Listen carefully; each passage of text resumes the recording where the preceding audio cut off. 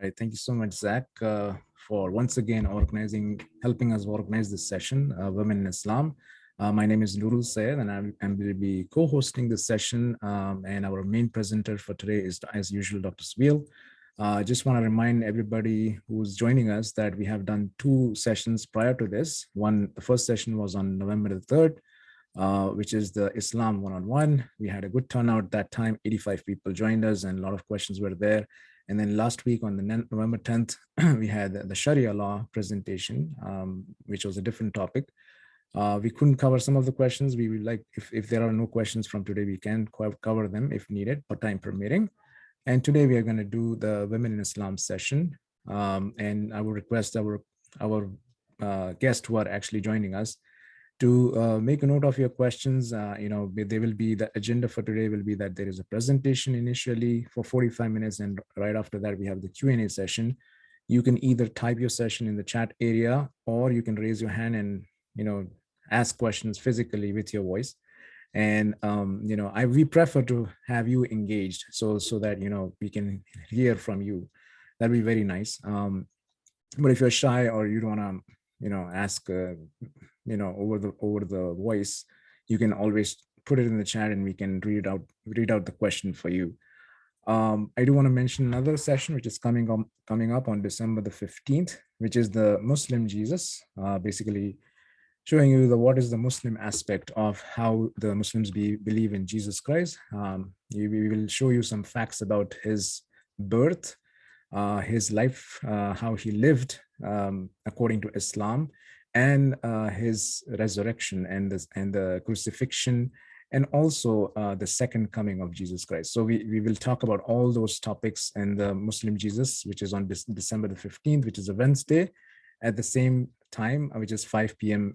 Eastern Standard, 7 p.m., right? Exactly, 7 p.m. Eastern Standard, which is 6 p.m. Central Time. Okay, so without any further ado, I'm gonna go ahead and introduce our main presenter for today, Dr. Sabeel. Dr. Sabeel is the Director of GainPeace. He has given many outreach presentations and conducted workshops in various cities in the US on the topic of Sharia, freedom of speech, comparative religion, and youth empowerment. He has a degree in a medical doctor, and is a full-time educator of Islam, mainly to tackle Islamophobia and to convey the peaceful message of Islam. He's married with 3 children and resides in Morton Grove, Illinois. So without any further ado, Dr. Sabeel, the floor is yours. Okay. Bismillahirrahmanirrahim. I start in the name of God, Allah, the most beneficent and the most merciful, and welcome and greet all of you with peace, the greeting of peace. Assalamu alaikum, which means peace of God be upon each single one of you. This is the greeting, as you may know, some of you, that we Muslims say to each other when we meet each other. So last week, we had a really important topic, the topic of Sharia. And before last week, we had a topic of Islam 101. So just for the sake of completeness, just to give a proper context to today's topic. So today's topic is women in Islam and hijab. So just a brief, maybe 2-minute, 3-minute overview of Islam. And within that overview, in that context, I will quickly introduce the topic, women in Islam. So we believe as Muslims that there is only one God. In Arabic, his name is Allah. When we say the word Allah, we don't mean a different God, God of the Arabs, God of the people of the Middle East or the Muslims. We say it is the same creator in the language of Arabic, just like Yahweh and Elohim and Dios and Allah in different languages, signifying the same God. In Arabic, it is Allah. We say that Allah, by his loving and merciful and guiding nature, he wanted to guide humanity. So to guide humanity, he did not came down and he did not become a human. He remained the creator, and from the humans, he chose messengers and prophets and gave them special revelation. Some of the messengers and prophets that you may know from your background is Noah, Abraham, Moses, Ishmael and Isaac, David and Solomon, Jesus and Muhammad, peace be upon all of them. He gave them certain instructions, certain revelation to be shared with the people. We say that the last time that special revelation came, It was given to Muhammad, peace be upon him. And through him, it was to be shared with all of humanity. And that revelation is the Quran. And we believe that one day humanity is going to face the Creator, that we will stand in front of the Creator, and there would be a grand evaluation of how we live this life. So if we live the life that is recommended by God, which is pleasing to God, and worship the only one Creator without attaching any partners, the Quran says in chapter 2, verse number 25, that's how a person, by mercy of God, goes to paradise. And obviously, we also believe in hellfire for those people who reject the Creator, do wrong things, and keep on doing it despite God's warnings and instructions. And we pray that may God protect all of us. So by His guidance, we all go to paradise, not to hellfire. Ameen.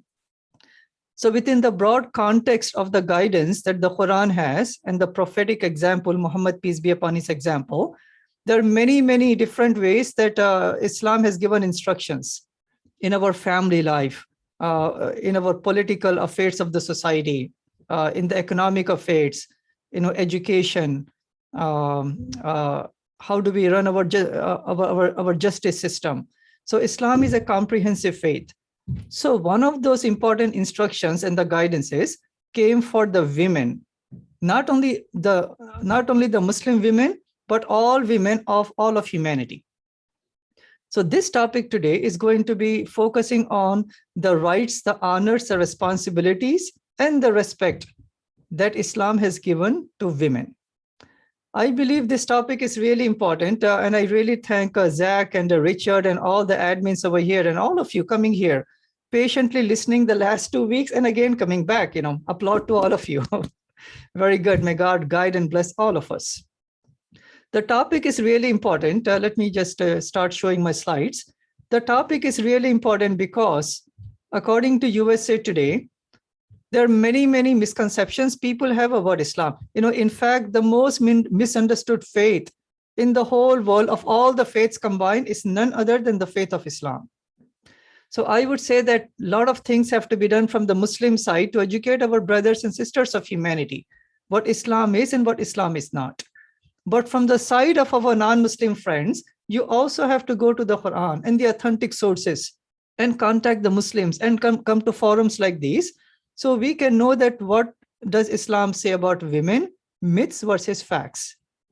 So according to USA Today, the number one misconception people have about Islam is about women in Islam. So I really applaud all of you for coming and taking part in this topic. So let's go and dig into the topic, God willing, right? So my presentation would be for about maybe 40 minutes, 45 minutes, like last time. Take down notes. If I were you, I would be writing notes, because that's when you can retain the information much longer and much stronger. And like Brother Nurul Sayyed said, if you have any questions, also jot them down somewhere, so you will not forget it. And then I will give opportunity to all of you to ask any question regarding this topic and even outside of the topic also. Okay, that is fine. So before Islam came to Arabia, so we say that Islam came to many, many prophets of the past, and it was reintroduced to Prophet Muhammad, peace be upon him, in the 7th century. When Islam came to Arabia, the situation of the world was really bleak. It was really dark. People were going through the dark ages, especially, right? Especially when it comes to women in Islam, these were the dark ages. Why do we say this, right? So let's take an example from different regions of the world. Let me just make my slides bigger. You guys can see my slides, right, Zach? Yes, Dr. Okay, Sabeel. and my voice is coming okay? Yes, very loud and clear. Thank you. Wonderful, thank you. So in India, according to Encyclopedia Britannica, this was that, what you see up here was the situation in the 7th century, right? And also for many, many centuries after. Subjugation was a cardinal principle, according to the encyclopedia, and according to this source. Day and night must women be held by their protectors in a state of dependence, says Manu, right? Manu is one of the leaders. The rule of inheritance was agnostic. That is, descent traced through males to the exclusion of the females. It's a long article, by the way. I'm just taking some portion of it. when it comes to, again, women in Hinduism or in that part of the world in India, if a person dies in front of a lady, right? So suppose if she becomes a widow, so they believe that the body has to be burned, right? Just like some people here, which is the concept of, burning the bodies. However, the widow is supposed to go into the fire, the burning fire, and kill herself along with the husband, along with the dead body of the husband. The lady also, the living lady, right, the wife, also has to walk into the fire, and she has to exhume herself. That was the custom, I believe, until like 80, 90 years ago, when Indian Constitution banned it. Look at the darkness that people wear, right? Let's look at the Roman Empire. In the Roman law, a woman was, even in historical times, completely dependent. If married, she and her property passed on into the power of her husband. Look at this. The wife was the purchased property of her husband, and like a slave, acquired only for his benefit, right? And then it goes on, showing the bleak situation that women wear. Let's take a look at the law of the Old Testament. To betroth a wife to oneself means simply to acquire possession of her by payment of the purchase price. The betrothed is a girl for whom the purchase money has to be paid. From the legal point of view, the consent of the girl was not necessary for the validation of her marriage. The girl's consent is unnecessary, and the need for it is nowhere suggested in the law. So I read the Bible, by the way, right? I read the Bible many times. As I mentioned in my previous lectures, I'm a Bible collector, I'm a Bible researcher, and this is coming from the Old Testament. Again, continuing in the Old Testament, according to the Mosaic law, the woman being a man's property, his right to divorce her follows as a matter of course. The right to divorce was held only by man. In the Mosaic law, divorce was a privilege of the husband only. What about the English law, the English common law, right? All real property which a wife held at the time of a marriage became a possession of her husband. He was entitled to the rent from the land and to any profit which might be made from operating the estate during the joint life of the spouses. Right? And then it continues that as to a wife's personal property, the husband's power was complete. He has the right to spend it as he saw fit. So keep all of these in mind, right? What was the situation of the women in the history, when I will show you the rights that Islam has given to women. So please keep these important situations in mind. What about Islam, right? What about Islam? So let's take a look at it. Unfortunately, what happens is many a times people judge Islam based upon some cultural practices, based upon what they see in Fox News or what they see in the social media, because the media only highlights the bad elements of the society. This is just a fact, right? This is just a fact. As I mentioned many times, when I was in India, I used to watch the Indian media. It only used to show the bad elements of the society in the USA. So when I came to the USA with my parents, I actually was really fearful. The very first day when I went to school, I was all alone. I was watching over my shoulder. Somebody is going to come and pull a gun on me, right? Because I was brainwashed by the media. I was judging America, the democracy, the wonderful people by what the media was showing me. So it's a big lesson for you and me, never ever to judge an ideology, any faith, any book based upon the practices of people who are fallible. People, today I had a discussion with one of the Hindu brothers, and I was discussing with him, and he agreed to some extent that we should never judge any faith based upon what some Hindus, some Muslims, some Jews, and some Christians may be doing. If we have to judge any faith, if we have to study any faith, we have to go to that book, consult those scholars, right? Read the passages in context. If you have any questions, go to the people of that faith and ask them the question, sit down with them. And that's the best way, I would say, to learn about any faith. Same thing with Islam. I would say many, many times the culture becomes synonymous with Islam, but that should not be the case, right? That should not be the case. So what does Islam says about women, right? So this is the equality and the honor, the reward, the respect that Islam has given to women. So this is one passage I want to just quickly highlight. And you can write this down if you want to. In the bottom, I have given the references here. Chapter 33 of the Quran, verse number 35. So let's read this quickly.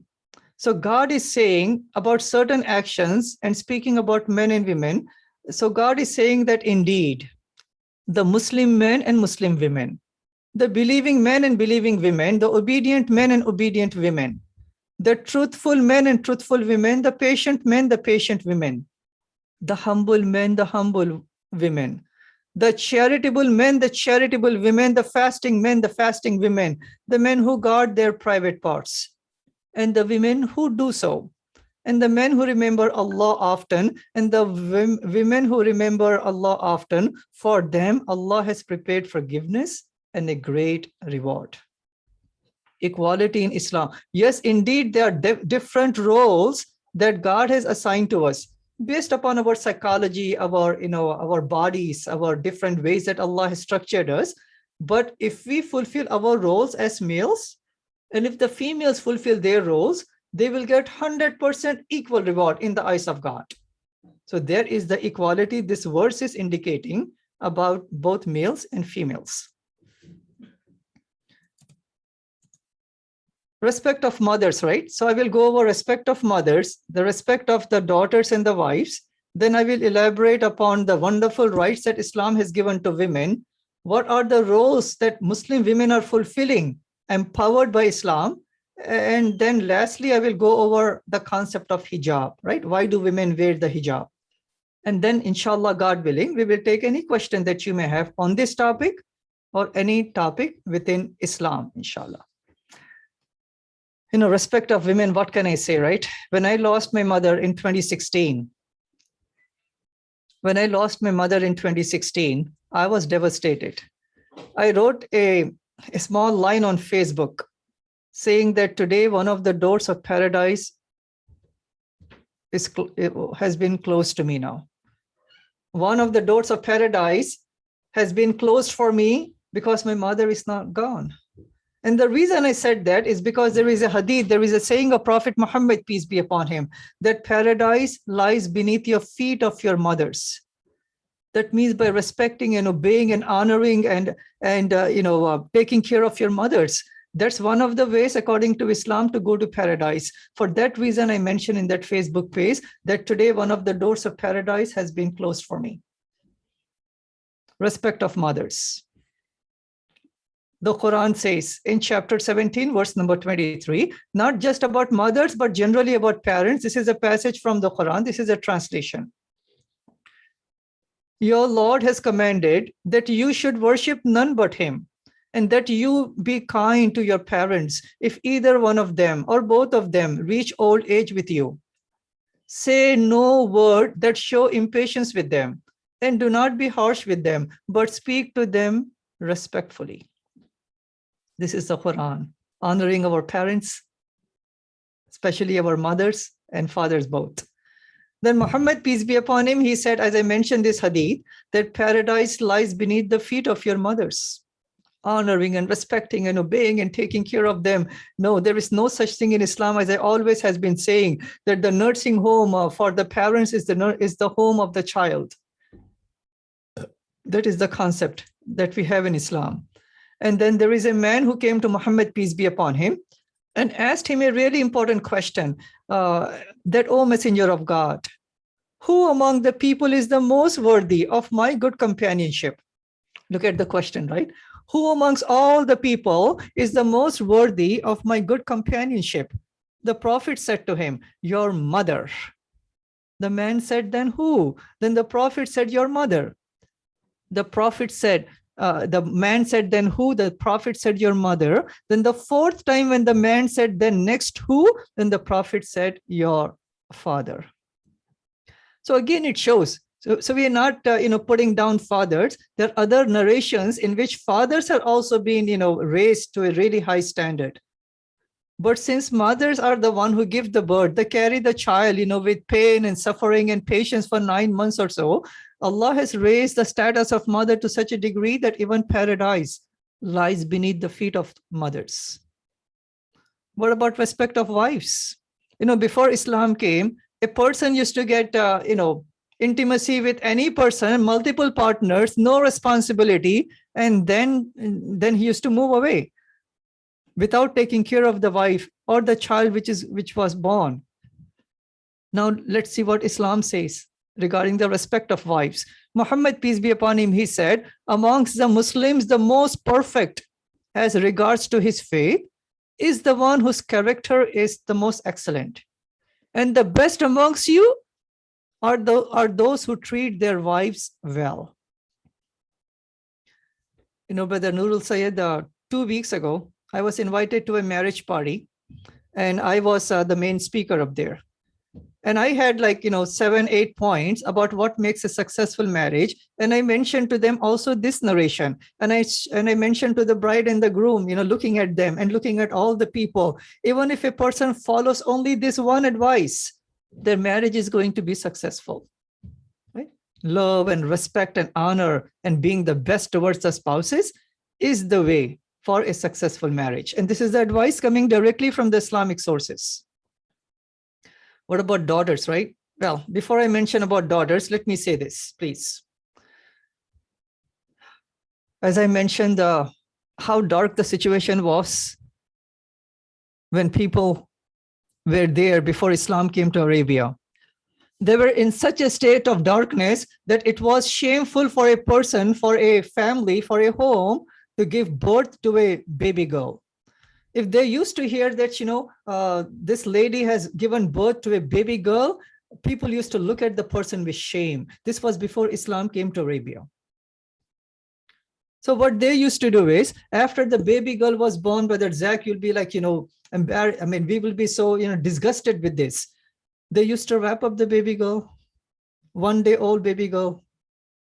They used to carry her with the arms. And you may be thinking they are taking her to, some celebration or some ritual, or maybe carrying her home with a bassinet, whatnot. That's not the case. They used to wrap her up and they used to go to the cemetery, dig a hole and dug her alive. That was infanticide. That was the darkness that those people were before Islam enlightened them. So during that situation, in that context, look at what Prophet Muhammad, peace be upon him, he mentioned. So there are several narrations, right? First and foremost, he said that Islam honors women as daughters and encourages us to raise them well and educate them well. Islam states that raising daughters will bring great reward. So the actual statement of Prophet Muhammad, peace be upon him, is here. He was instructing a parent or a man, and he said, whoever takes care of 2 girls until they reach adulthood, he and I will come like this on the day of resurrection. Means he held his fingers together. So being in the company of Muhammad, peace be upon him, in the company of the prophets, being in paradise with the prophet, that is like the highest reward that anyone can hope for, right? And this narration says that not burying them alive, not torturing them or beating them up, but raising them with nice character and honor. And look at the immense reward that Allah is giving, that God is giving, that person would be in paradise just to offset the situation of infanticide, just to encourage people, don't do that. But if you raise them with good character, you would be in the highest place in the hereafter. Look at the wonderful ways. So now let's come to the juicy topic, right? What are some of the rights that Islam has given to women? As I mentioned in the beginning of this lecture, let's not judge Islam based upon the cultural practices. If you have to know what Islam is, look into the Quran, which is the word of God, and look into the Sunnah, which is the example of Prophet Muhammad, peace be upon him. So let's look only at those 2 sources and see what were the humongous rights that Islam has given to women. So what I have done is, Brother Nurul Sayed, I have compared the rights given to Muslim women in the 7th century compared to when United States of America, our women, with long suffrage, long rallies, and long, back and forth and amendments, they won the rights eventually, right? Just like a century or so ago. The right to have a say in the political process. Islam gave women that right. I'm saying Islam, right? I'm not saying Saudi Arabia or UAE or Dubai or Afghanistan or Pakistan. I'm saying Islam. In the 7th century compared to 1920 in this country. The right to own self property. All of these wonderful ladies who are here, any one of you, you can go and with a check, with a cash and with a card, you can go and buy a car, a house, or anything else for that matter. We take it for granted. In my state of Illinois, it was in 1861. That's when married Caucasian ladies, right? Not African American, not Mexican, not Indian, not unmarried, married Caucasian ladies. They won the right to own property. In the year 1861, Islam gave that right to Muslim women way back in the 7th century. The right to inheritance. The right to inherit is a God-given right to every single Muslim lady. Our country over here, so Sharia gave them that right, as I mentioned in the last week. According to our country, our laws, our democracy here, we actually, unless a lady is on the will of that person, she is not going to inherit anything. The right to keep the last name. Islam gave that right way back in the 7th century. Our ladies, we won this right. Or you guys, you won this right, not until 1855. I always joke, but this is true, by the way. When I got married, Bob, when I got married, I went to the court in DuPage County. And as the marriage was happening in the court, the clerk asked my wife the question, Miss Nahid, what should we change your last name to, right? So he was asking my wife. She got really angry. She said, why would you like to change my name? Change his name, right? Pointing to me. Islam gave her the right. Islam empowered her. No one can take it away. And she was standing up for her principles and for her right. Let's take a look at some more. The right to education. Not until 1840, Kathleen Brewer, she became the first lady to earn a bachelor's degree in the USA.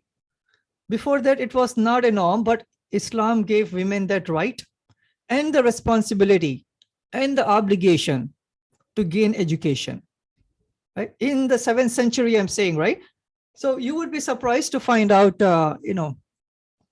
that our ladies, when they were struggling to gain higher education, they were struggling to win the right to vote. They were struggling to own property and sell property and to achieve many, many rights. The Muslim ladies, they were the pioneers of the hospitals, universities, pharmacies. They were scholars of the highest eminence because they were empowered by Islam. The right to work, yes, if need arises, she has absolutely the right to work. The right to keep her assets. Not until 1862, California became the very first state to give women the right to keep their own money and a bank account. All of us, we just take it for granted. 1862, my dear friends, compared to way back in the 7th century. So right to keep her assets is a really important right. So whatever she earns, right, it only belongs to her, the husband or the father or anyone. They don't have any right even on the single penny for what she's earning. That was not the case in the USA up until recently. Islam gave her the right way back in the 7th century, the right to initiate divorce. We look at the Mosaic law, we look at the other laws, they don't give that right, but Islam gave women the right to initiate divorce way back in the 7th century and only in the 1800s in this wonderful country of ours. Again, the point to be made is this. Let's not judge any faith by the practices which are done by the culture, but let's look at the faith by studying the scripture and consulting with knowledgeable people. So here are some of the examples, right? So this is like the third of the 4 topics I have. The third topic is this one here. So empowered by Islam, what Islam has given to them. empowered by the freedoms and the strength and the education that Islam has given to the women, what are some of the ways that the Muslim women are excelling all around the world?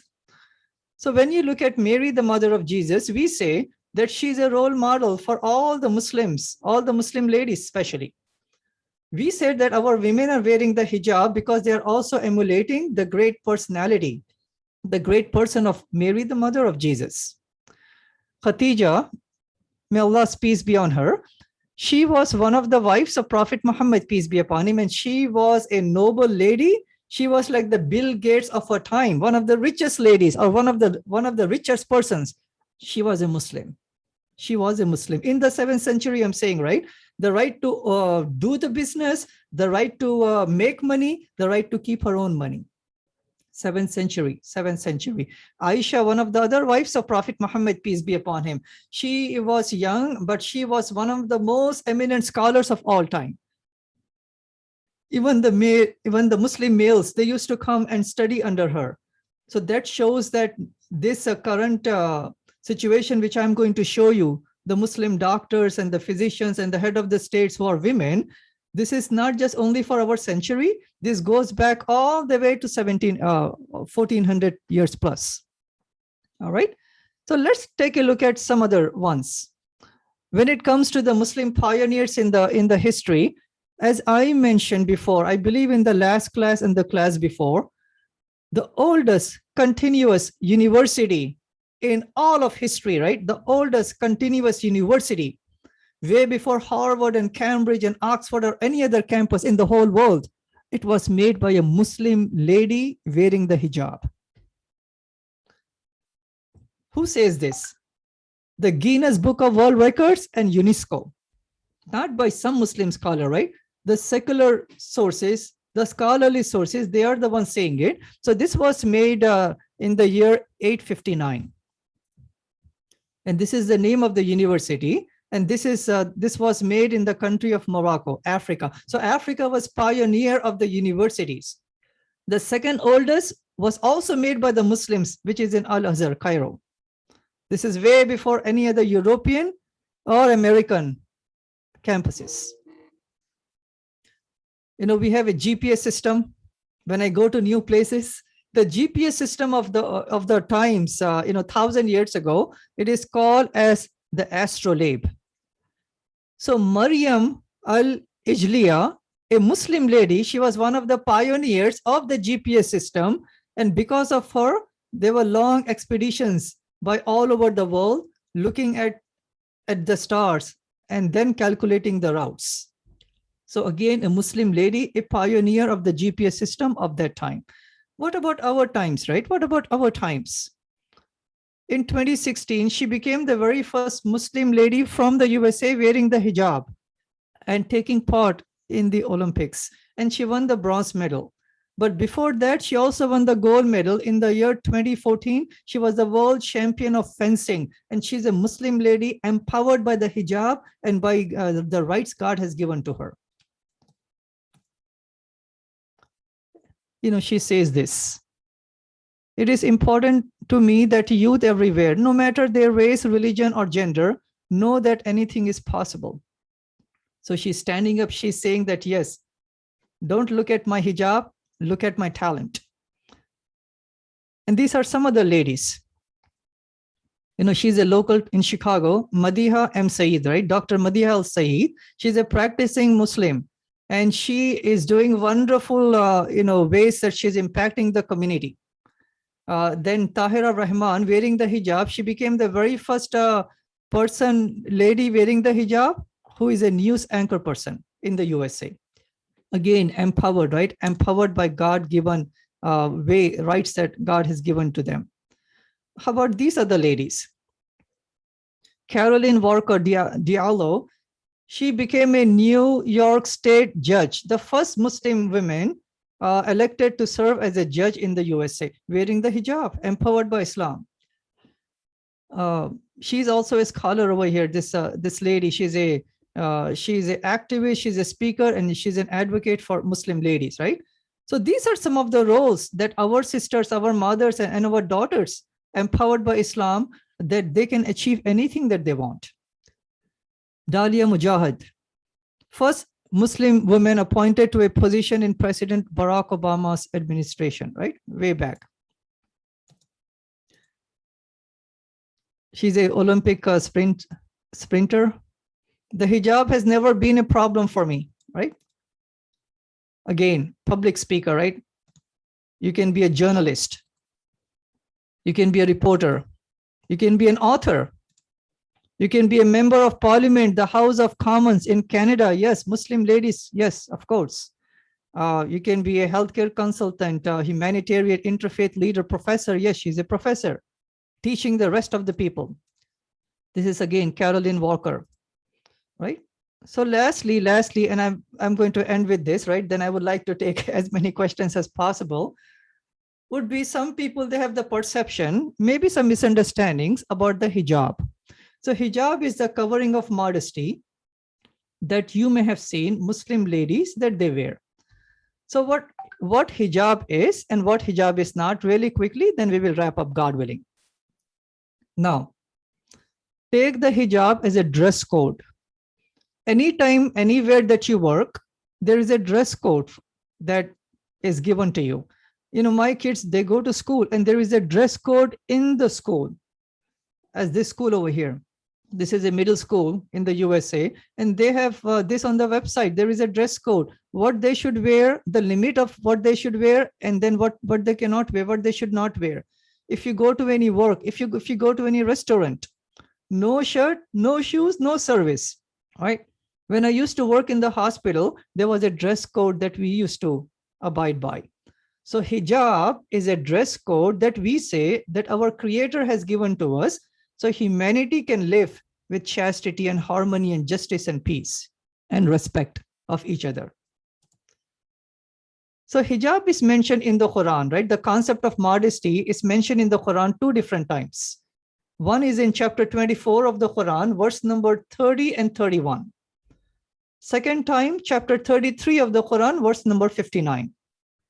So this is not just made up by some people, right? Some Muslim scholars, sometime in the past. No, the concept of hijab is coming by the Creator. So if someone asks my wife, for example, you know, Asma, why do you wear the hijab? She would say, because God told me to. Because God told me to. Just like when you go to any work, you have to abide by the dress code. If somebody asks you the question, okay, why are you, wearing that dress code? You would say, because my job wants me to wear it, right? Exactly the same way. It's mentioned in the Quran. So hijab is in the context of modesty, right? Hijab is in the context of modesty. So modesty in Islam is a really, really, really important virtue. And modesty is not limited to only what we wear. Quran also speaks in chapter 24 of the Quran, verse number 30. Quran speaks about the modesty of the eyes. So God says in that verse that, oh, you who believe in males, right? The Muslim males, lower your gaze and guard your modesty. It is better for you in the eyes of God. So there is a hijab, or there is a modesty of our eyes. Muhammad, peace be upon him, he said, say something good or remain silent. Modesty of the tongue, modesty of our ears, modesty of our interactions with the people of opposite gender. So the concept of modesty or a hijab is a state of mind. It is not just limited to only what we wear. It's a holistic concept. It's a comprehensive concept. And modesty is not only limited to males, only to the females, by the way. Both males and females, we are supposed to abide by all the laws of modesty. The only difference is the extent to what a woman has to wear compared to a man has to wear. Because Allah has made them beautiful. For that reason, not only in Islam, other faiths also, and also in our own culture, there are always rules that the extent to a man can show off compared to what a woman can show off, right? But the rest of the rules about modesty in Islam is exactly the same. For example, me as a Muslim male, I cannot wear tight clothes. My wife cannot wear tight clothes. Me as a Muslim male, I cannot wear transparent clothes. My wife cannot wear transparent clothes. Me as a Muslim male, I cannot wear clothes of the opposite gender. My wife cannot do the same either. Me as a Muslim male, I cannot wear clothes which are so extravagant, wastage of money and undue attraction. My wife also, she cannot wear extravagant clothes, wastage of money, right? We can use the money for some other, important causes. So modesty is both for males and females, not limited to only the females. Really important. Some people may have the perception that hijab is forced on the Muslim ladies, right? By their husbands, fathers, sons and uncles. That's not the case. If you ask my daughter that, Zainab, why are you wearing the hijab? She would say, because I want to please my God. So they are wearing it because they want to please the Creator. They want to live by the principles of modesty and chastity that our God has given to them. But here is really important, right? The concept of modesty is also there in all the societies, every city, every county, every country, all around the world. There is always a loss of modesty. So it's not a strange thing when Islam says, you know what, let's properly cover ourselves. Islam is nothing strange in saying that. Our secular laws also speaks about modesty of covering. So in fact, every state has laws of nudity, by the way, right? Laws of nudity. They differ state to state, but every single state, they have a laws of modesty. If a person breaks it, they would be fined or imprisoned or both. Not just in Islam, but also in our secular world. Some of you may be surprised to find out, in 1916 in Vienna, this is the queen, and the king is properly covering his wife.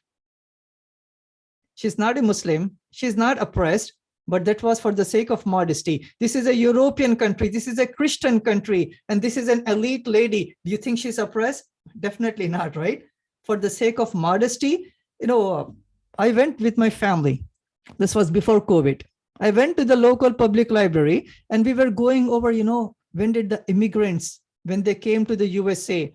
So there were many, many photos, how they came on the ships, how they landed in the East Coast. When we were looking at the actual photos, we were not surprised to find out that every single girl and every single lady, they were properly modesty, they were covering themselves.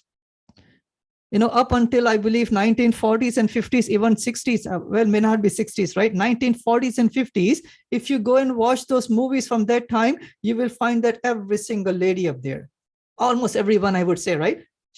They would cover their hair, they would cover their head, they would modestly dress themselves.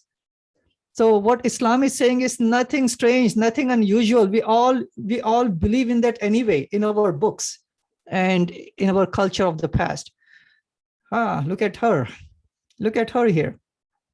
1946, Queen Elizabeth wearing the modesty dress, which is exactly what my wife or my sister or my daughter that they would wear. I don't think she's oppressed, right? Definitely not. So modesty empowers a lady. It's not a sign of oppression. It's a sign of freedom and strength. Let's take a look at quickly, then I will wrap up. Modesty laws in other faiths. 1 Timothy chapter number 2, verse number 9. This is the New Testament and I read it, and this is the passage. Likewise also that women should adorn themselves in respectable apparel and modesty and self-control, not with braided hair, gold or pearls or costly attire. This is the Bible speaking. And even profound here would be the 1 Corinthians chapter 11, verse number 5 and 6. For the Christian ladies, especially when they go to the church, the Bible, the God of the Bible is saying they should properly cover their head.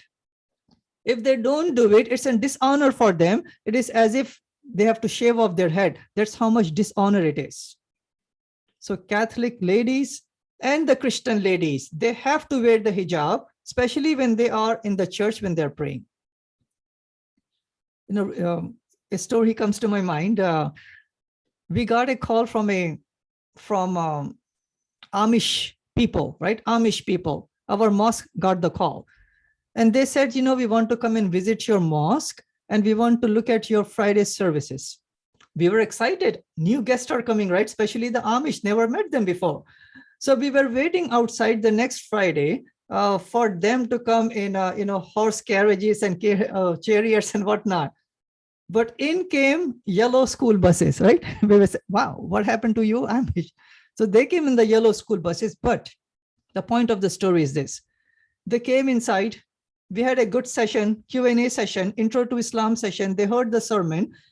Then I noticed that every single lady of Amish, she was covering herself. I asked them the question, my dear sisters, you're covering yourself. What is the reason for that? And then they raised the hand. They said, because the Bible says so. The Bible says so, right? And modesty and chastity are such a big values because we want our mothers, our daughters, our wives not to be objectified for their bodies, right? But we want to be seen and respected for their personality, for their spirituality, for the talents, for the blessings that God has given to them, and not to be objectified, unfortunately, which is so common in the current culture. So what are the benefits of the important laws and the rights and the modesty laws that Islam has given to women? Chastity to them and society would be preserved. Morality would be preserved, right? Respect and honor would be there. Justice and productivity would be there. And the outcome of all of this would be nothing than loving peace. So humanity, you and me, as brothers and sisters, we can live in peace and harmony, and they are our queens. Thank you very much. May God guide and bless all of us. Okay, thank you, Dr. Sabeel.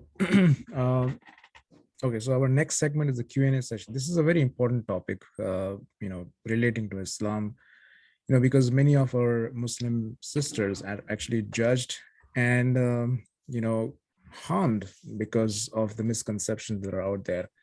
So they are called with names and disrespected, sometimes spit on.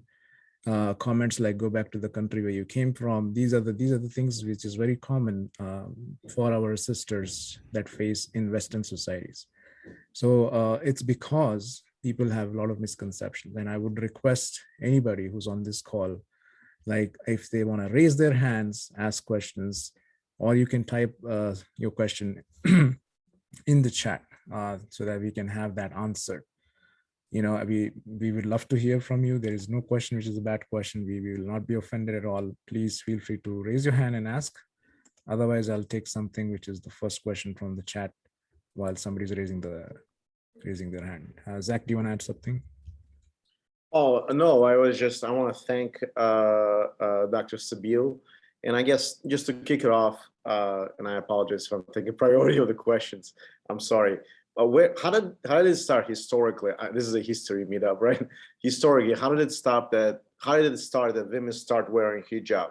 You might have already covered it. I didn't catch it. But if you could just talk back on, I've heard something about it, but I just want to hear from you as well. Sorry. Sure. So historically, so the passages of the Quran, they started to be revealed from the year 610 and onwards. Okay, year 610 and onwards, up until the year 632 when the Prophet passed away. So one of the passages that came of the Quran in chapter number 24, verse number 31. When that passage came, the women, as soon as they heard that passage from Prophet Muhammad, peace be upon him. So this is around the year, I would say, 614, 615, around that time. When that passage came, women spoke to each other saying that, now a new commandment came. We are supposed to cover ourselves. So they went to their homes, took out a piece of cloth, that they could find. They distributed to each other, and then they also started to cover themselves. So from the Islamic point of view, that's when it started. However, we say that the concept of modesty was also there previous to the 7th century. And we can give, certain references from the Hindu scriptures and Buddhist and, Old Testament, New Testament. They all have hints of modesty, but we would say in a comprehensive way, in a detailed way. It came around the year 614 to 615 in that passage of the Quran. I appreciate it. Thank you so much. I also have heard, just to add a little bit, that in the city of Mecca, a lot of women, for example, if they wanted to go, to relieve themselves, they had to go outside of the city, almost to the outskirts of the city. And people used to, if they didn't see it, it was a prominent woman, they would, a lot of the people, or, people that were not thieves or whatever, they would unfortunately take advantage of those women because they had to go there and relieve themselves. And therefore, I guess the whole thing came up where they said, all right, well, maybe we should have some kind of clothing to at least not to entice men to look at these women as well, because otherwise. Yes, so there is some truth to that, Zach. There is a passage in the Quran, chapter 33, verse number 59 to be exact, that mentions that say to the wives and the believing women, they should cover themselves. So they should be recognized as such and not be assaulted and taken advantage of. So if you want to know the proper context, that is the passage, chapter 33, verse number 59. Got it. So I'm gonna thank you so much, Dr. Sabeel. I'm gonna let be sure to ask, raise the hand, and then we'll go to the questions in the chat. When the rule comes back, you'll let me know. All right. Of course. Richard, please unmute yourself. Go ahead. Hi. So I guess my question was relating to the imposition of the hijab, right? There are a number of countries like Iran where the hijab is a legal requirement of the government. I'm curious, does Islam mean for something like that to occur, for the government to impose these kinds of dress requirements? Or is it the case that each Muslim voluntarily takes that into their own hand? And a corollary question is that in a lot of social groups, they almost function like this, especially if the Muslims are in a specific society, are in a very concentrated neighborhood where there's a lot of pressure to wear the hijab. Is that acceptable under Islam in the same sort of vein? Okay, so it is true that there is a lot of cultural pressure on the women to wear the hijab, which is true though. Just like any culture will have certain pressure on their people to do certain things. That is given, that's what cultures are. When it comes to, certain countries like Iran and Saudi Arabia, enforcing the hijab, I would say that, again, it's a dress code. In our country, if somebody does not obey the dress code, for example, if a girl does not obey the dress code in a high school, what is going to happen? There has to be some authority, some checks and balances, some restrictions, right? Her parents would be called, she would be sent home until she's dressed properly. Suppose there are 9 states in this country in which if a lady goes topless, she would be arrested. Why? So I would say that even in our country, there's an enforcement of the dress code. So the dress code in Islamic country is obviously the concept of modesty, the hijab. So our country is no different, Richard, when it comes to enforcing the dress code of modesty. I don't see any difference, by the way. Any single place, I travel airplane quite often. Tomorrow I would be in LA. There are many instances, inshallah, right? There are many instances in which the passengers have to be let out of the plane because either they're not dressed properly. You always hear it, right? So enforcement of a dress code is there in any culture, any country, as it should be, right? If we all value chastity and some kind of a decency, there has to be some dress code. And if it's there in the paper, in the law, it has to be enforced. So they do it in that country, we do it in our country. I don't see any difference. That's a good question, though. I was waiting for someone to ask that question. I'm glad, Richard, you did. All right, so we'll take some. Thank you, Dr. Sabeel. We'll take some of the questions from the chat. First question, I guess this is probably everybody has that question. Why are the Taliban against the education of women? Oh, okay. Why is the Taliban against the education of women? Well, obviously the question should be for them, right? Number one, I'm not a spokesperson for Taliban, but when they came to power, was it 2 months ago, 3 months ago, right? Now, when they came to power, they made this, 6 or 7 statements. One of the statements they mention is that they will let the women and the girls, they will not prevent them from gaining education. But the only prevention that they have, right, that they mention is that there should be a segregation between boys and girls and men and women in schools and colleges. So they're not against education. No Muslim can be against education because God, Allah has given the right and the obligation for women, girls, boys, men to gain education. If anyone is stopping them from doing it, we have to condemn them, right? So they're not against education to the best of what I have researched about them, right? Their only hesitation is that there should be some segregation between men and women. So some of you may have seen some photos, which I have seen, by the way. University is there and the professor is teaching and there is a big partition. Girls are sitting on one side, the youth students, the girls, and the men are sitting, the boys are sitting on the other side, and there's a big partition. So segregation is what they're looking for, not prevention of education. I see. Thank you. And what's interesting also, as you have alluded, one thing, you probably already mentioned that when people enter a mosque, women and men pray together.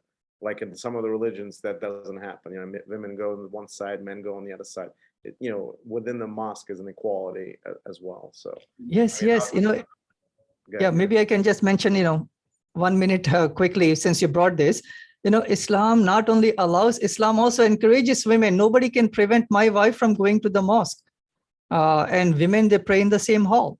In the time of Prophet Muhammad, peace be upon him, they used to pray in the same hall, by the way, right? The Prophet used to lead the prayer as the Imam. Men used to pray, and right behind them, there used to be women. They would be praying. They will get equal reward.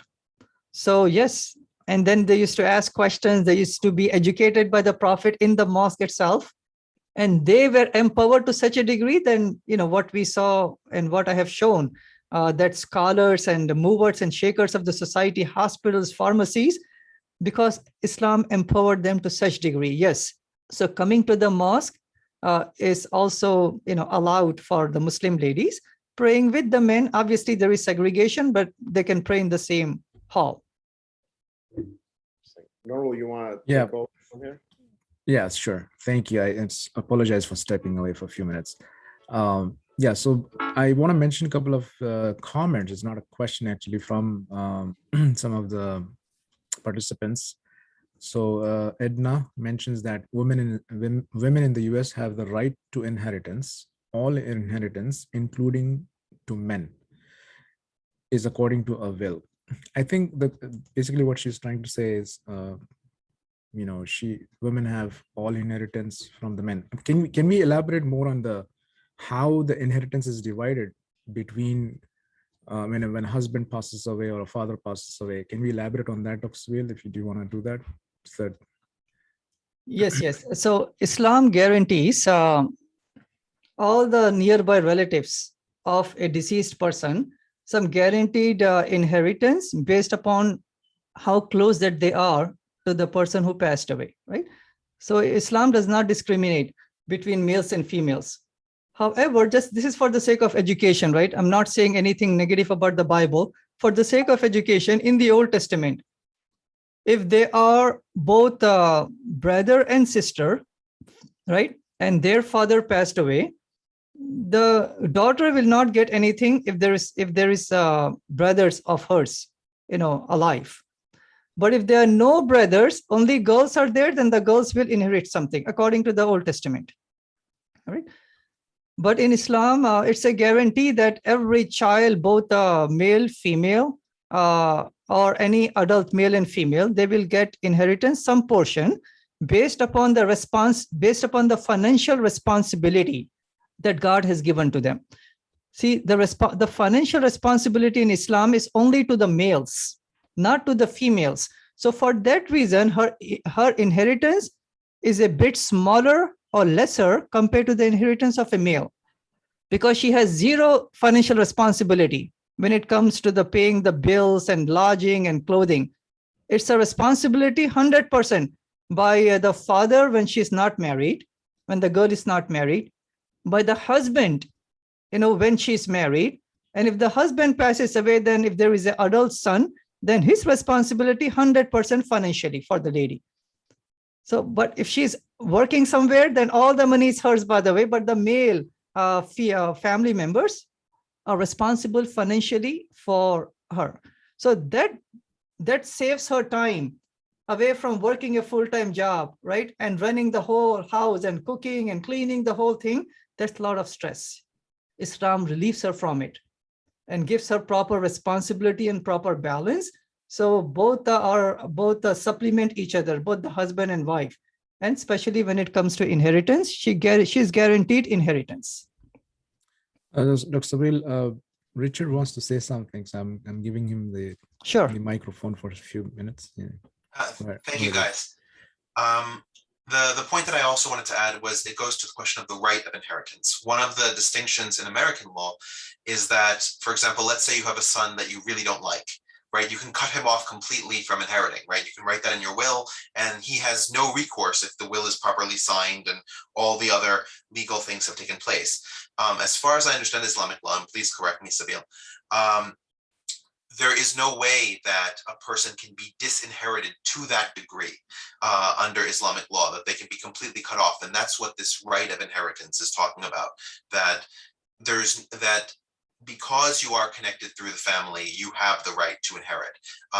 And so it's not a legal permission. It is actually something that you can fall against and sue in court for.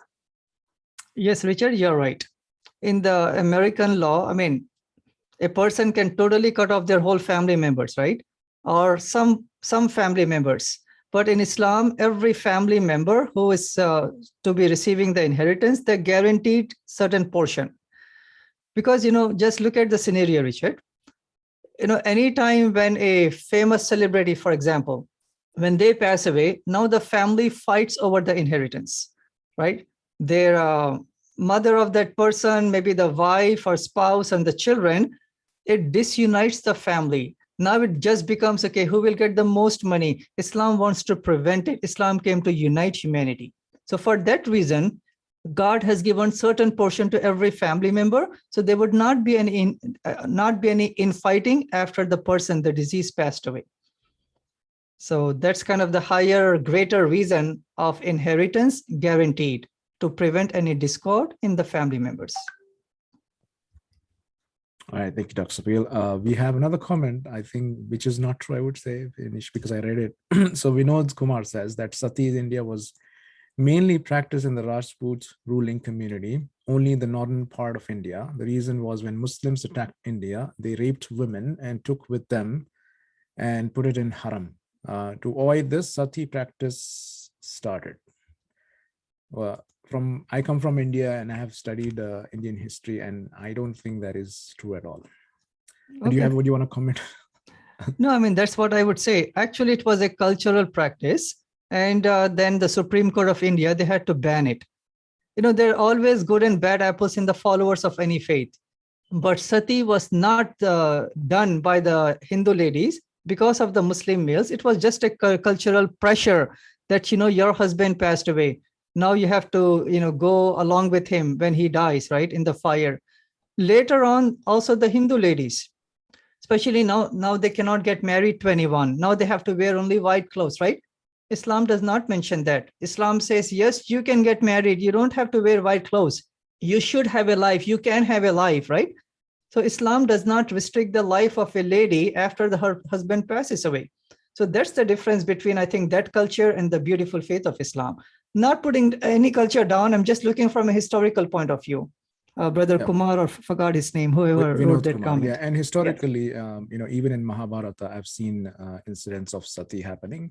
And also in Gupta Empire, if you read history about the Gupta Empire, they were satis performed in that time as well. They were no Mughals at that time. All right, anyways, our next question is from V. Quinn. And his question is just curious, are Muslim women able to keep the rights they got in the 7th century all through the history? How long were women able to keep those rights? So he's saying basically that they discontinued for some reason. So basically, maybe we can elaborate on that one. Sure. That's a really important question and a concern. The rights, the empowerment, the guidance that Islam has given to women, are they able to keep the rights, or what happened? How come they are not reflected now in the current 21st century to the same degree as what God has given to them? I would say that, humans are fallible. Muslim lands, they have been occupied many, many times by, starting with the Mongols, who destroyed the Muslim culture starting from the year 1258 and onwards. And then many Muslim countries, they were ruled by the colonial powers, whether it be the British, the Spanish, the French, the German, and other such powers. After they left, then they imposed the dictators. They took many, many rights of Muslim ladies and just generally, just the people. For any and all of these reasons, we say that unfortunately the culture and the powers, they have taken away the rights of women. However, that's not only the poor Muslim ladies, right? It's also in our country over here, our constitution has given us the right. Given the women right, equal pay for equal work, for equal experience and equal knowledge of the past, right? But what is the current reality on the ground? The current reality is that obviously for every dollar a man makes, she only makes, a Caucasian lady, I'm saying, not a white, not a black, a brown Indian lady, a Caucasian lady, she makes only 78 cents. I think now it went to 81 cents. We may argue back and forth, there are so many factors involved, so many ways we can measure, but the disparity is there on the ground, right? Somebody has taken away her right. What about the right not to be discriminated against race? Even though the Constitution says that, but the reality on the ground is the rights of African American brothers and sisters have been taken away. The right not to be assaulted, not to be raped, not to have incest. All of these are rights given by the laws. But the reality of the ground is people have taken away those rights, may that be the culture, may that be the males or the family members or anyone else in the society. So human beings are human beings. It's not an Islamic problem, right? It's not the problem of the Muslim culture. In our culture, any time in history, government may give some rights, but the realities on the ground can be different. So we blame those individuals who have taken the rights in any culture, any follower of any faith, but not the faith of Islam. All right. We do have some questions from Richard, so I'm going to hold off on those questions, Richard, because I would like to give opportunity to other people, and we'll come back to your question. I'm not skipping your questions, by the way. So I want to mention one question from Dean, and I think it's a she mentions, if someone feels heaviness on their head in summer, what can they do? Even a very light material make someone feel heavy on their head. So basically she's talking about hijab during summers. It will be very hot for women to wear it. Sure. That's an important question, my dear sister. It's an important concern. But if you ask my wife, for example, she would say, what? I have to obey the principles of God. So she may wear a different variety that may be a bit lighter, that may be more, that the air may flow better, perhaps, right? So she can do that. She has the choice. But let's look at it from a different angle, right? So I live in Chicago. Well, let's say somebody who's living in California, right? But the weather becomes somewhat hot up there, right? 90s and 100s sometimes. During those days, do any sister, any lady, do they go out naked because it's hot? They don't, because there's always modesty and decency, right? That we all abide by. Doesn't matter what the temperature is. We wear at least something on our bodies. Doesn't matter how hot it is. In the same way, our sisters, our mothers, our wives, to please the Creator, they want to tolerate, right, that hotness, that sweaty and all of the feelings when it's hot. So they are shooting for a higher reward in paradise. So we all wear clothes. We don't take off the clothes even in hot weather. In the same way, they don't take out their hijab in hot weather. They want to please the Creator. Thank you. I do want to remind our participants that if you would like to raise your hand and ask questions, you're all welcome to do so. Please don't be shy. Please feel free to ask. You just asked me to unmute you. I can definitely do that for you. So just raise your hand and then we can unmute you and you can ask your question. So I'll go to in the meantime, I'm going to go to Richard's question. And this is a very interesting one. So how can we use Khadija, may Allah be pleased with her, as an example of Islam giving rights to women to engage in and own a business? If Khadija had control of her business before Muhammad, peace be upon him, received any Quranic revelation. Wonderful. So again, Richard, what I was describing was a general situation in the society, right? That was the general situation, and Khadija, peace be upon her, she was one of the exceptions. There are always exceptions, by the way. For example, in our country, only 8% of our African American brothers and sisters, they have hope that things will become better. But generally, the situation is really bad for our African American brothers and sisters. But the exception was that Barack Obama, he became president. In the same way, the situation was really bleak for the women in those times, but because of her status, because of her influence, she was able to do the business and retain the business. So she was an exception and not the norm. The norm was what I mentioned. Thank you, Richard. Good question. Richard has a lot of fun. So next one is also from Richard, and he says, do you believe in making modest dress as an official government policy? Why is there a debate among Muslims about whether to impose these laws through the government or keep it in a private decision? Well, again, Richard, we go back again to, should we have any laws of modesty in the secular society? Every state says yes. Every city, every culture says yes. If they say yes, that's the reason there is a loss of modesty. So it's nothing about Islam, do we want it or not? As humans, as Americans, as every citizen of this country or any country, we believe in that anyway, that we have to have modesty laws. If there are modesty laws, then they have to be imposed. I'm not saying that, the modesty that Islam is saying, but any modesty, we all believe in it.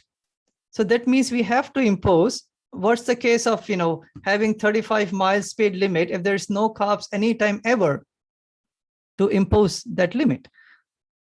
So if we all believe that modesty is a really important virtue, then it has to be imposed. And you believe in it, I believe in it, and it's been imposed, all over the USA, all over the world. So it doesn't have anything only to do with Islam, by the way. It is just a human virtue that we all agree on. There's a question, Nurul Sayed, by Sister Edna. She wrote down that why do women have to cover hijab and not the men? Yeah. All right. Oh, yeah, I missed that. Yes. So that's an important question. So actually the concept of modesty is both for males and females, as I mentioned, right? But for the females, she just has to cover more portion of her body compared to the males. But this is not unique to Islam. Almost every culture, every faith, they also agree exactly what Islam is saying. For example, when I quoted from the Bible, 1 Corinthians chapter 11, verse number 5 and 6, it commands the Christian ladies that they should be covering themselves. There is no such command like that for the Christian males, for them to cover their hair. Even in the Old Testament, the Jewish ladies, when they get married, they're supposed to cover their hair. There is no such restriction for the Jewish males to cover their hair when they get married.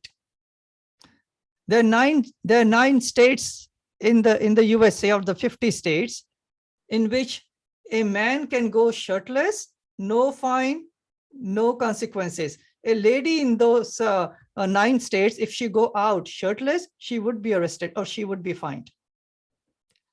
So it's not unique to Islam, Sister Edna. This is just that, women are Allah made them beautiful, right? And Allah made them different in a good way. So that's the reason. Every culture, every scripture, even Islamic guidance, have women cover more compared to males. So it's not limited only to Islam.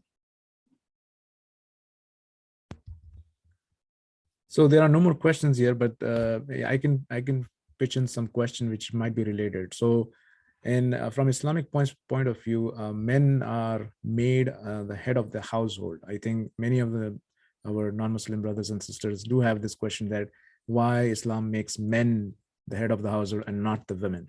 That might be something which they would like to know. Sure. So that's an important question. So do all of us agree that there has to be at least some hierarchy in any system? My kids, they go to school, there is a principal, and then there is a superintendent. In our country, then we have a president. Other countries have prime ministers. Every country has a head of the state, right? So we all agree that there has to be some kind of a hierarchy. However, that hierarchy for the families, the head of the household, for the Jewish households, Christian households in a Christian, in the Bible, and Muslim households, according to the Quran, they're all by the males, not limited only to Islam, by the way. However, there are different roles that Islam has given to females and to males.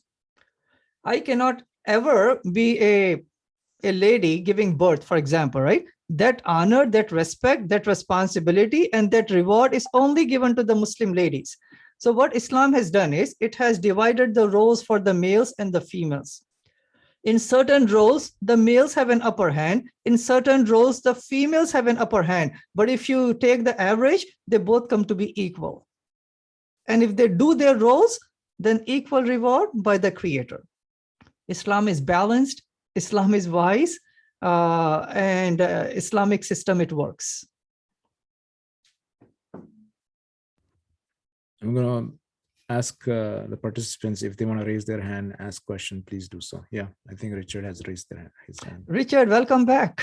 Long time no see. He was always there. He was listening to us. Go ahead. No, I'm just joking. Go ahead. Thank you so much for answering my questions. One of the things that you didn't touch on in your presentation that I thought might be interesting to hear about is the laws of zina, right? And relationships between women and men. What is Islam's prescription for how those relationships should work, and how does it view, for example, modern American society and dating through that lens? Yeah, just want to elaborate the zina, the word is adultery, just for audience to understand that. Sure. So that's the question Richard is asking. What does Islam say about adultery? And what about the boyfriend, girlfriend dating, right? So really important. Islam values chastity. Islam values our private parts, and Islam values that intimacy should only be with the person of the opposite gender within the platform of marriage. Really important. So Islam has holistic, complete, practical, beneficial guidance in all walks of life. So even for a family. So what happens is any extramarital affair or premarital affair, it compromises that really important virtue of chastity. And this is not limited, Richard, only to Islam. Christianity has that value. In fact, in the Gospel of Matthew, Jesus, peace be upon him, he allowed divorce only on the one condition: if the lady or the wife is unchaste. In the Old Testament, in Deuteronomy and Leviticus and other places, actually adultery is a capital punishment. It's a capital punishment, by the way, because adultery, right, extramarital, premarital affairs, it destroys the basic structure of a civilization. Family unit is like the brick of a civilization. If the civilization is a home, the bricks are the fundamentals of that home, and the bricks are the families. And one of the ways to start crumbling those bricks is obviously to have extramarital and premarital affairs. That causes, jealousy, that causes discord, that causes divorce. And when divorce happens, obviously the children, if they are there would be a vicious cycle for them. And from the psychological point of view and from the statistics, Richard, a person who is a boy or a girl who is a product of a divorce of the parents, and if that boy or girl is being raised by single parents, there are more chances that child is going to drop out from school, would be unemployed, would have low IQ, would be prone to infections, would have lower immunity, would be more prone to join gangs, more prone to take drugs. And the vicious cycle continues. I'm not saying every single parent homes. I'm saying compared to a two-parent home, right? So adultery and zina, all of these things, it dilutes that fundamental structure of a civilization.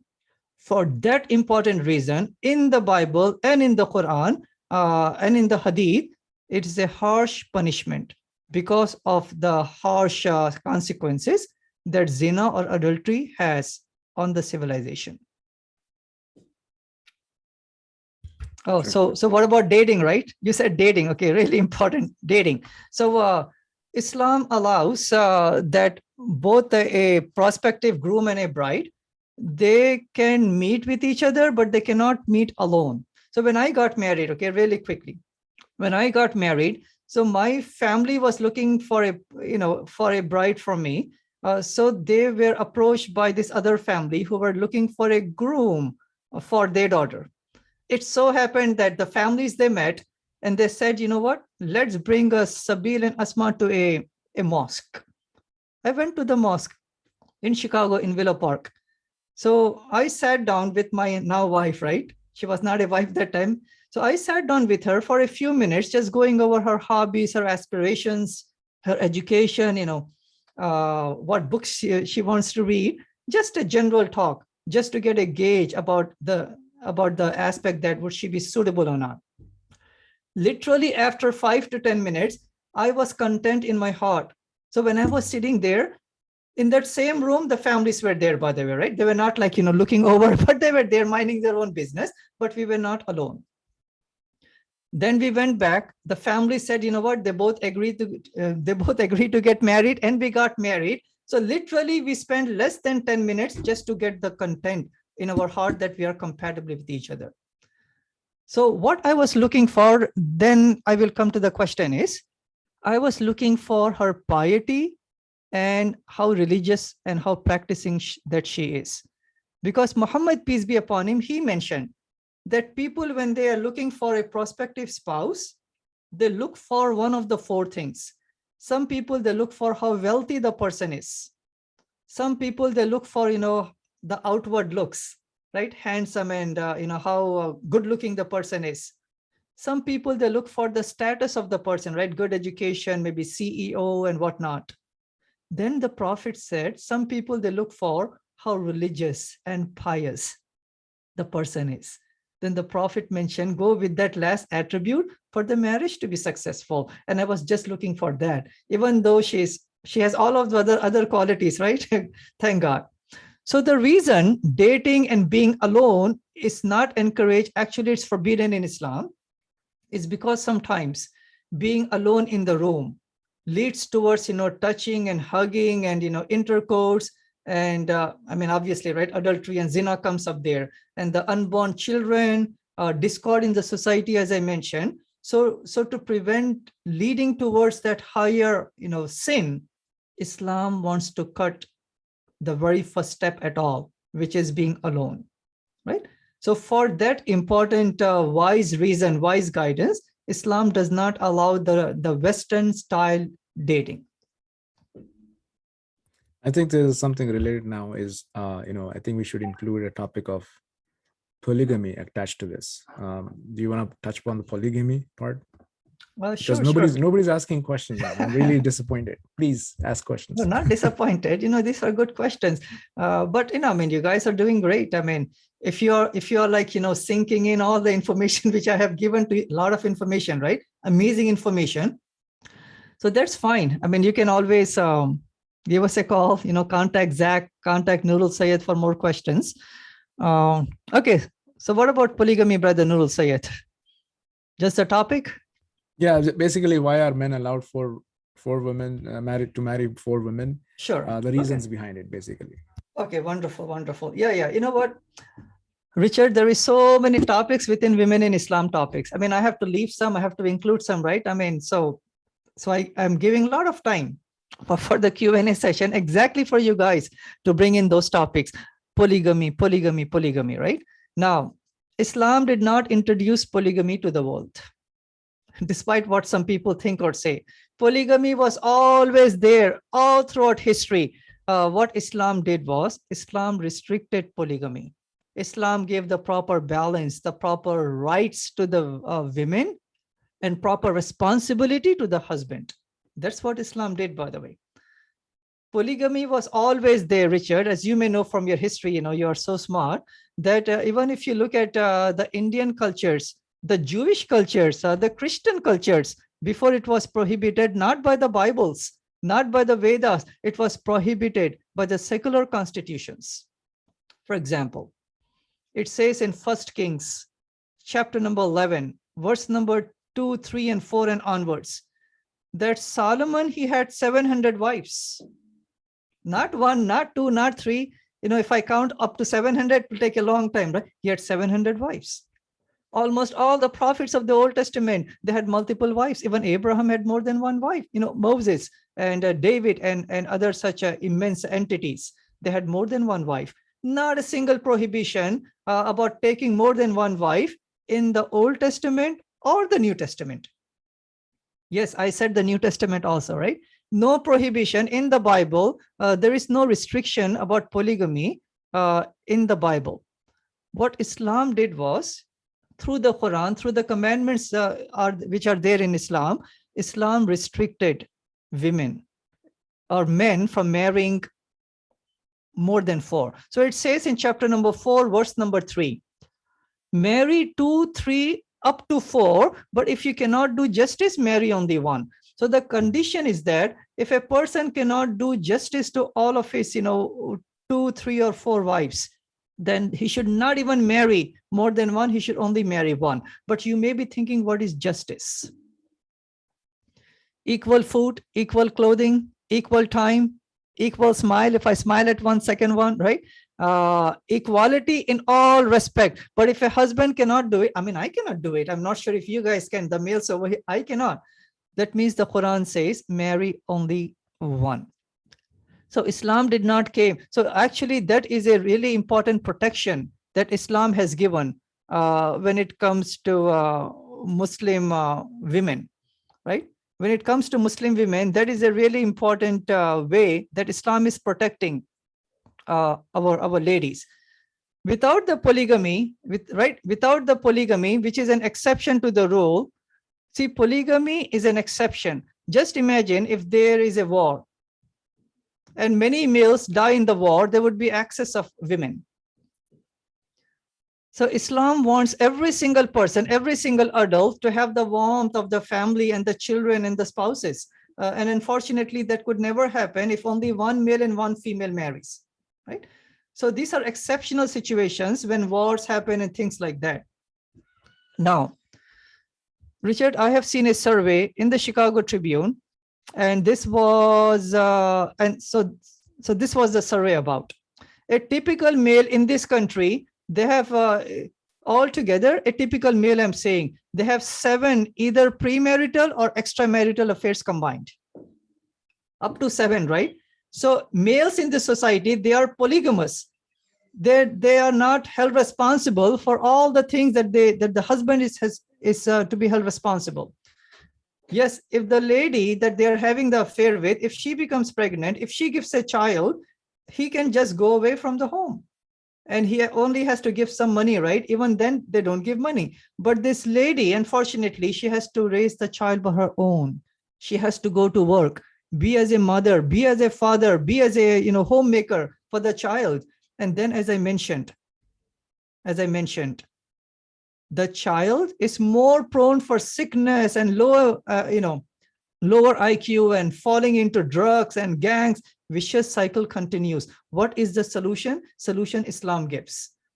That marry 2, 3, or 4, up to 4. If you cannot do justice, marry only 1. So this came as a protection for the Muslim ladies and for the ladies in general. Just to summarize, Islam did not introduce polygamy. It is there in the Bible, no restriction. It has been there in all the cultures. Islam came to restrict polygamy. Islam came to give rights to the women in marriage. Islam gave the responsibilities to the husband in marriage. So that is the reason polygamy is there as an exception, not as a rule. But me as a Muslim male living in this country, obviously I abide by the constitution that speaks about only one male and one female, or at least one spouse, right? So that is what polygamy in Islam. Yeah, I would like to add, Dr. Sabeel, is that even though there is a restriction in terms of the law that you don't have to marry more than one, but we see many men around, in the whole US and other Western societies having more than one partners. So actually Islam came to not to avoid that exploitation of the women, going to the prostitutes and having extramarital affair, those kind of things, which actually disrespects the women and demeans the women. So therefore, that this is the solution to the humanity from God. Anyways, a very related question again from Mel. And she says, if God created all human beings and he made some people homosexual, why is it not permitted in Islamic society if that person is a pious person? He's a homosexual, pious person, but it's forbidden, like homosexuality is forbidden in Islam.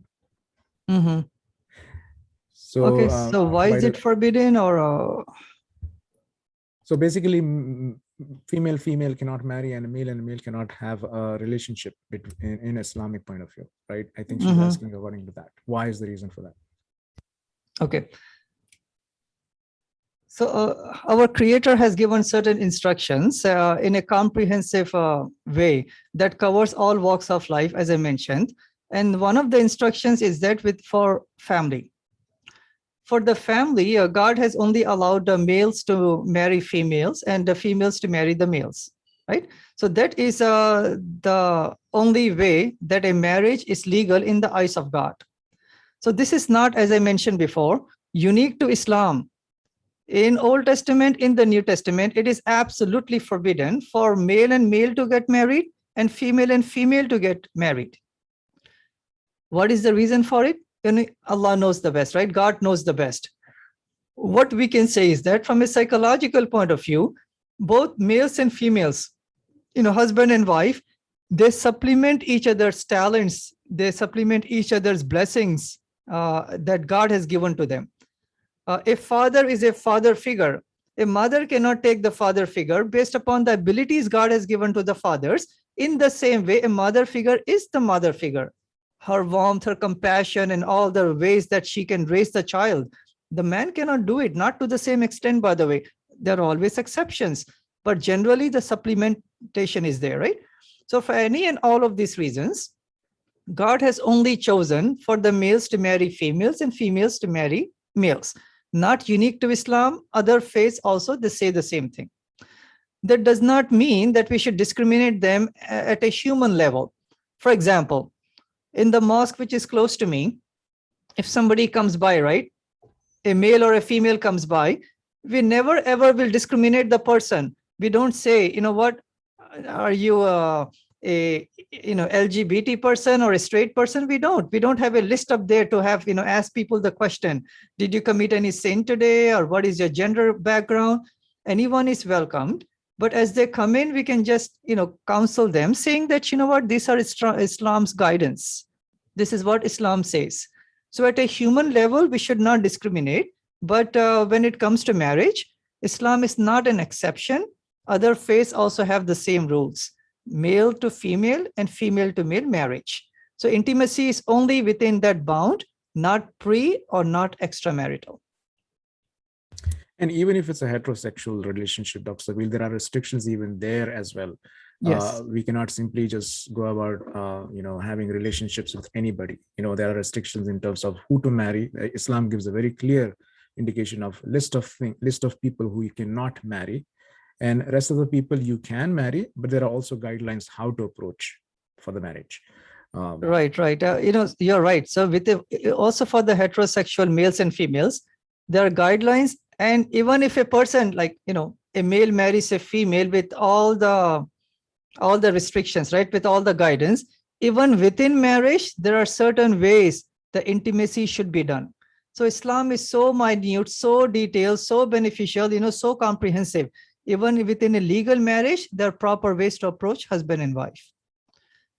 So Yes, so that's really important question. But again, due respect to every single person, right? We don't want to discriminate anyone based upon their human rights of, right to freedom of speech and right to freedom of, education, freedom of food and shelter.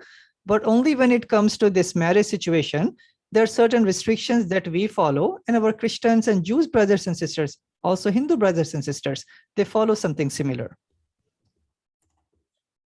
Okay, so I don't see any other question listed here. I think, thank you, Richard, for you have responded to some of the questions, but I think the response is very secularistic, and we were trying to give an Islamic point of view of the response for the same question. I have a question, Narul. I'm sorry. Yes, go ahead. Yeah. And it's been bothering me for a while. So in Umayyad and the Abbasid Caliphate, and again, I'm going back to history. I apologize. That's all I know, right? There was like Baghdad, for example, Damascus were considered to be the science capital of the world. You have Avicenna, you have all this incredible, scientists that were developing. All of a sudden, I would say around, after the invasion of Mongols and, and conquest of Seljuks, this enlightenment kind of stopped, and the Western world stopped developing more than the Islamic world, even though Islamic world was developing so much that a lot of the Greek philosophers and Greek mathematicians like Archimedes and Plato actually went to the Western Europe from Islamic East and were reintroduced back to the Western, because Europe was in dark ages. All of a sudden, Europe is become more industrialized, and Islamic world was a little bit. Well, how do you attribute what had happened and why did it happen? And then if you can comment on that. Sorry. Sure. No, thanks for asking that. Though I'm not an expert in that history, what I can say are some bigger points. For science and research and development to thrive, there has to be certain atmosphere, certain culture around it, right? If that culture is somehow taken away, that means people would be deprived of doing that research and benefiting people all around them. So I would say the biggest blow that was made to the Muslim civilization was in 1258 and onwards, when the Mongols, when they utterly destroyed, the house of wisdom and the books and the scholars. So from that point on, Muslims were trying to stand up, they wanted to just have some stability. Because that culture is taken away, the books are taken away, and the scholars are taken away. So it became really hard for them for really centuries to get back on their feet. Once they started to slowly get back on their feet, unfortunately, then all of this colonial power started to happen. And then the dictators started to happen, right? And then we see right now, Middle East or other countries, they have not given as much investment into the research and the development and education, even though, Brother Zach, you may know that Islam emphasizes education to such a high degree that the very first word that came from God of the Quran to Muhammad, peace be upon him, was the word read, right? Not the word to pray or fast or go for pilgrimage. The very first word that came was the word read, right? So that is so much, that's the main pillar of Islam, I would say, gaining knowledge and guidance and read. But unfortunately, Muslims say the environment was taken away. So they were deprived of that. And then the downward spiral happened. But even within that, Brother Zach, there have been like many Muslim scholars all throughout the centuries who have still made the mark, by the way, right?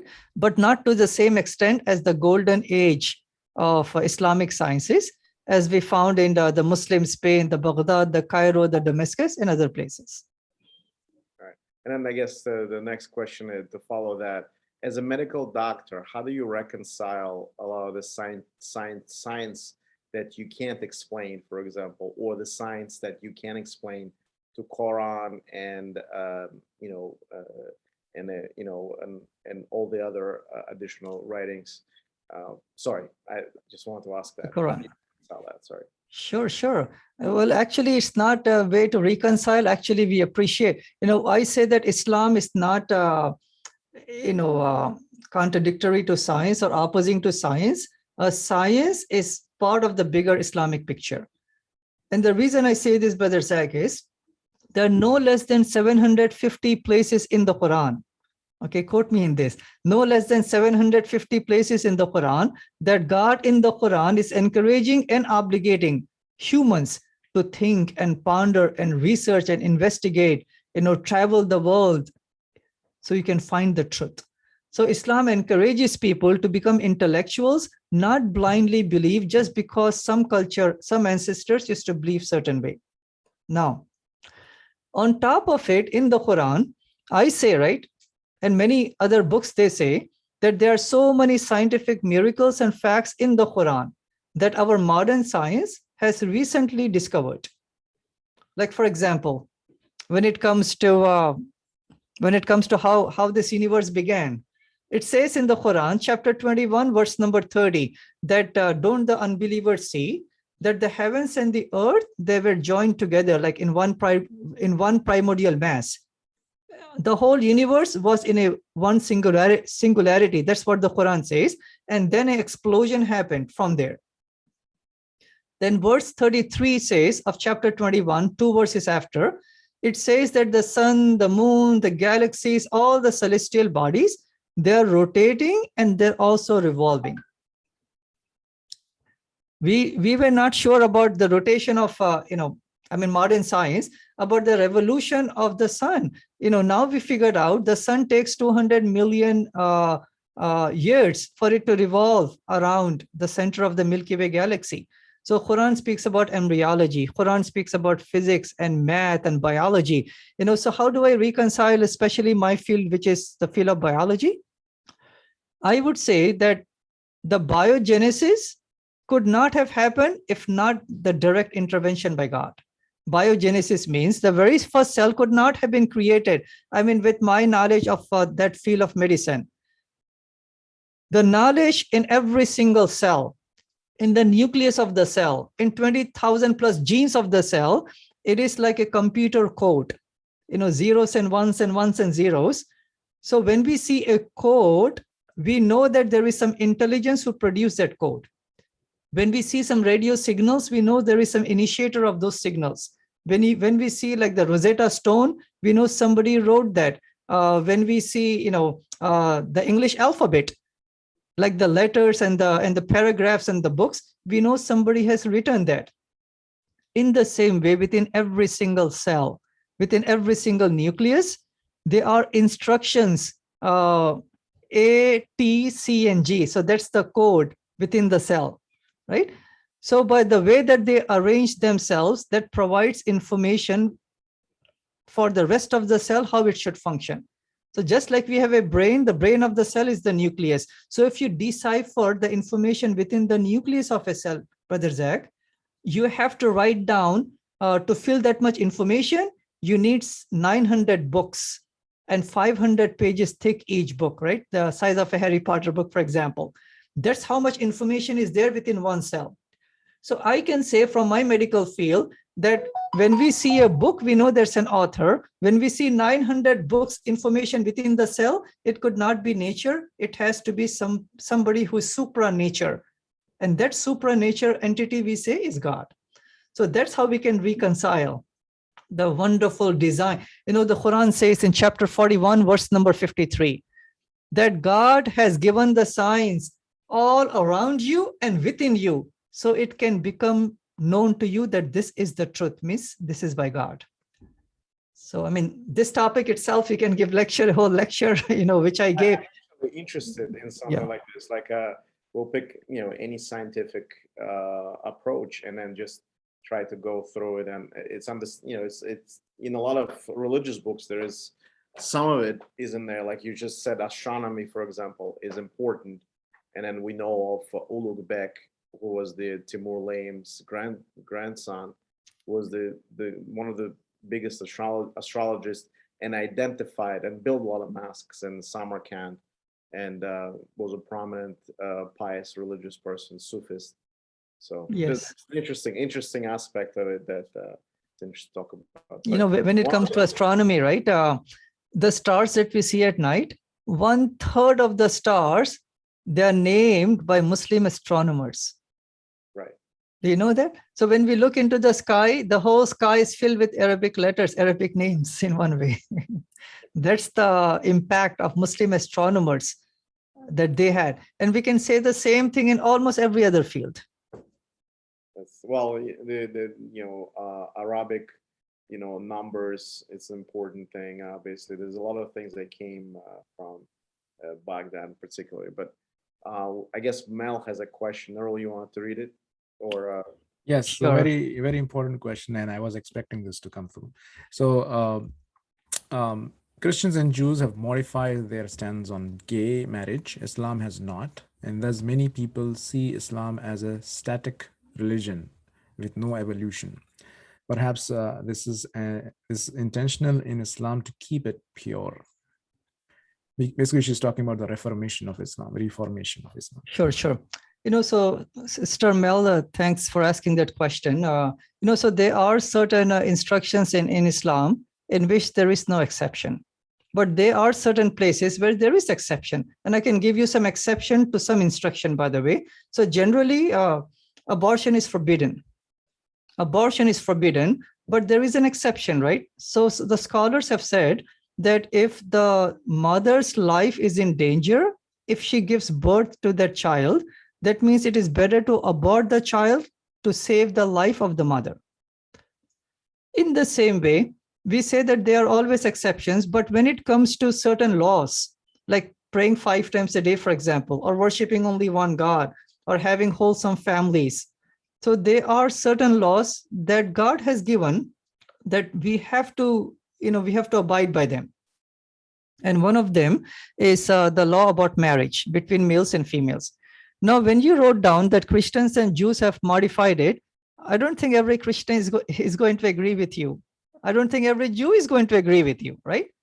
Yes, some churches and some synagogues and some Christian Jewish scholars, yes, they have accommodated it. But I can name you literally tens and thousands of Christian scholars who still hold firm to the Christian principles or to the principles of the Bible, right?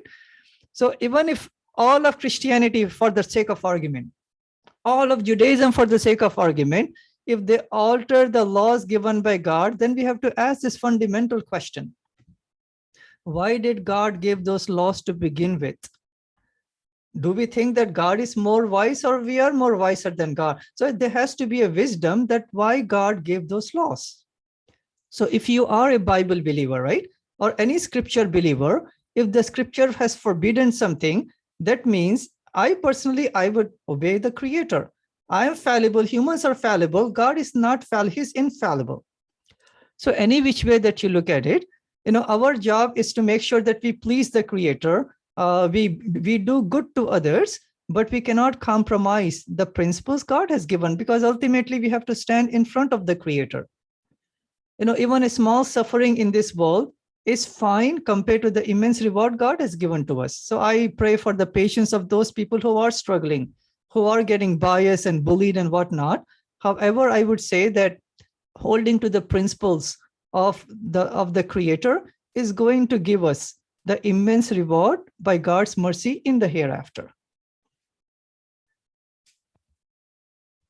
Okay, so I think we are still on the homosexuality topic. So many questions coming through.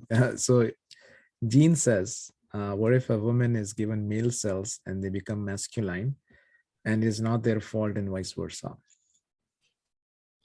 Okay, if somebody is forcing a lady to take the male cells, I don't even know, given the male cells, what does it mean? Okay, but from the medical point of view, I don't know. Maybe some gene therapy, maybe hormones. Are you referring to hormones? Maybe, I'm not sure. However, for a normal person to change their gender is not allowed, by the way, right? It's not allowed in Islam. Males are males, females are females. You can disagree, you can agree, that's a different question. But when I'm saying according to Islam, no one should force a person of a specific gender by giving them certain hormones. I cannot force my wife, my child, or anyone else for that matter. So there should not be any force like that. But if somebody is forcing the person, for example, in some country, if it's not the fault of that lady, that means God knows the condition of that lady. And God is still going to accept it, because by force, by force, if somebody is pointing a gun to me and saying, Sabeel, drink alcohol. I mean, I may drink, right? I would rather drink than die. If somebody is telling me, eat pork, in compulsion, in exceptional situation, we can break certain rules. So if that lady is being, forced to do something, then it's not her fault.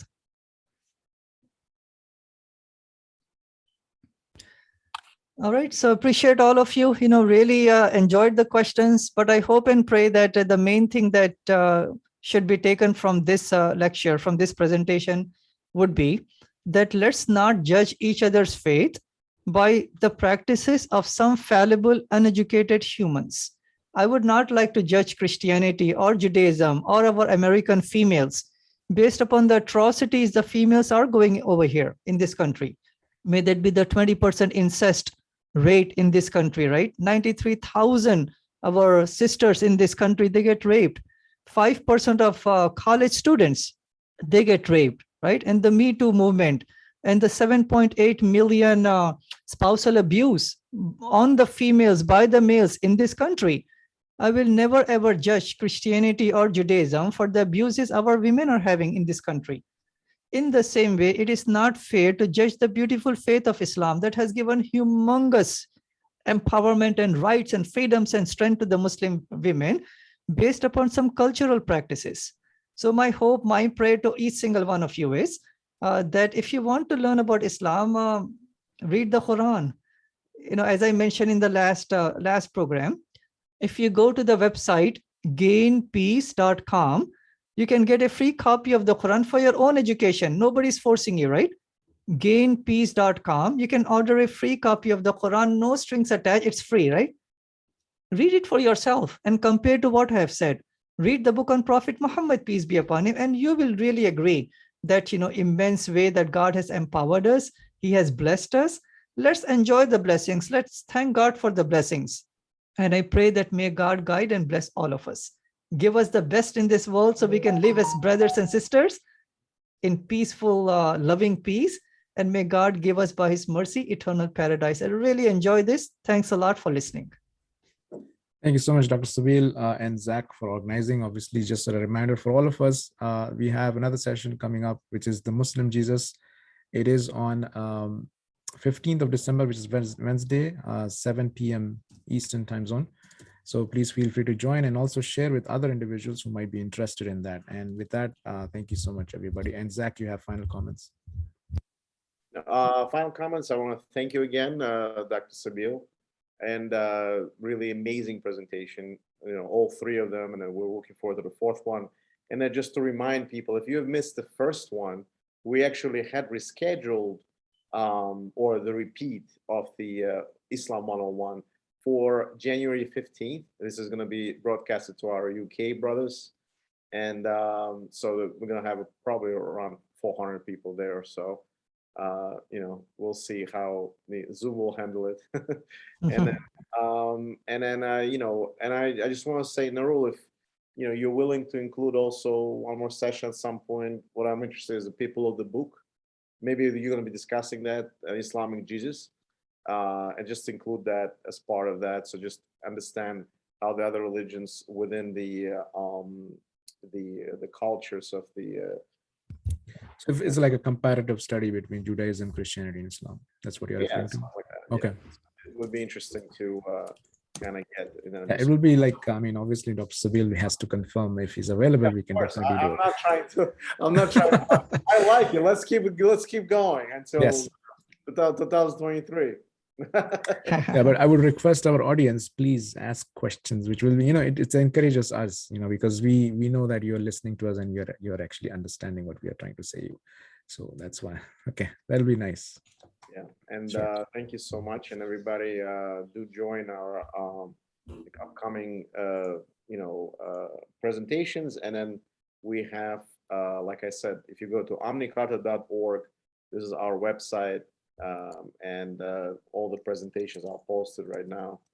And all our presentations there. It's also on Robert's tiles for my group or something like that. You can just look at the meetup for Robert's group, and he posted there as well. So everybody have a nice evening. Dr. Sabeel, Narul, thank you. Richard, thank you for additions. Thanks for everybody for great questions. And I'll see you next time. God bless everybody. All right. Thank you. Thank you. Bye-bye. Bye.